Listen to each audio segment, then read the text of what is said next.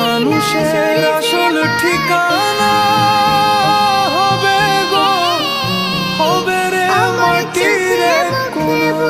যারা কোরআন শরীফ পড়তে জানেন না তারা কিভাবে কোরআন শরীফ খতম দিবেন?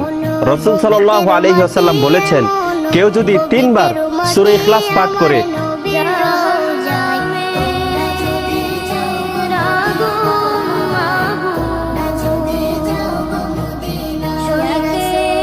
আমি জানি তুমি ভিডিওটা দেখবে না, তুমি চলে যাবে কারণ শয়তান তোমাকে এই ভিডিওটা দেখে দেবে না।